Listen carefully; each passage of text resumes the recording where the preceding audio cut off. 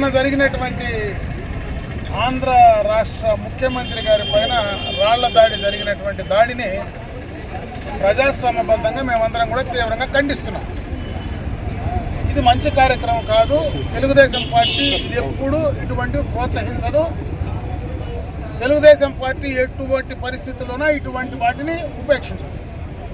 అయితే కొన్ని సోషల్ మీడియాలో కొన్ని పత్రికల్లో ఇదేదో తెలుగుదేశం పార్టీ చేసిన కార్యక్రమం, చంద్రబాబు నాయుడు గారు చేసిన కార్యక్రమం అని చెప్పుకునేటువంటి పరిస్థితిని నిజంగా కూడా సిగ్గుపడాల్సిన పరిస్థితి కనపడుతూ ఉంది. ఒక ముఖ్యమంత్రిగా ఆయన భద్రతకు సంబంధించి ఒక ప్రత్యేకమైనటువంటి వ్యవస్థను ఏర్పాటు చేసుకుని ఈరోజు ముఖ్యమంత్రిగా ఆయన పర్యటించేటువంటి సందర్భంలో విద్యుత్ శక్తి ఫెయిల్ కావడం, అదేవిధంగా ఆ సందర్భంలో ఆయన పైన రాళ్లతో దాడి చేశారా, బాల్తో దాడి చేశారా, దేంతో దాడి చేశారో తెలియనటువంటి పరిస్థితి.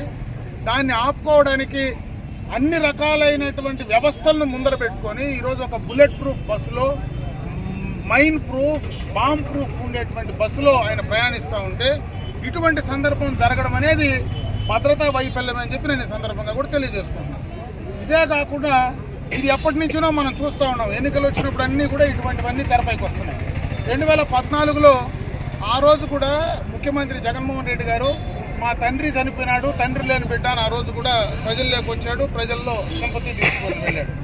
2019 వచ్చేటప్పటికి కోడికత్తితో నన్ను పొడవడానికి ప్రయత్నం చేశారు వైజాగ్లో.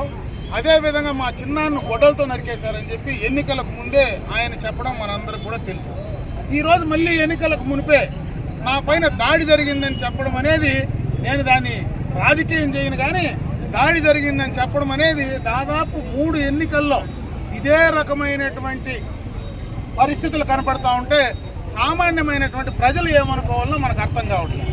అదే కాకుండా ఇంట్లో ఉండేటువంటి సొంత కుటుంబ సభ్యులు, చెల్లెళ్ళు ఈరోజు వాళ్ళ జిల్లాలో, వాళ్ళ నియోజకవర్గంలో కొంగు చాపి మా చిన్నాన్ని చంపిన వ్యక్తిని జగన్మోహన్ రెడ్డి వెనకేసుకొని తిరుగుతూ ఉన్నాడని చెప్పి వాళ్ళు ఒక పక్క తిరుగుతూ ఉన్నారు. ఈయన ఒక పక్క ఇంకో రకంగా నన్ను దాడి చేస్తున్నారు, తెలుగుదేశం పార్టీ నా పైన రాళ్ళు వేస్తూ ఉన్నది, చంద్రబాబు నాయుడు పైన నా పైన రాళ్ళు వేస్తారని ఈరోజు ఎన్నికలకు ముందు తిరుగుతూ ఉన్నారు.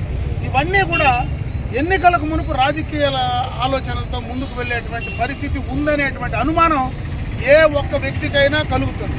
అయినా ఈ ఆంధ్ర రాష్ట్రంలో ఒక పౌరుడిగా ముఖ్యమంత్రి పైన దాడిని నేను తీవ్రంగా ఖండిస్తున్నా, తెలుగుదేశం పార్టీ తీవ్రంగా ఖండిస్తుంది, మా పార్టీ నాయకుడు తీవ్రంగా కూడా ఖండిస్తున్నాడు.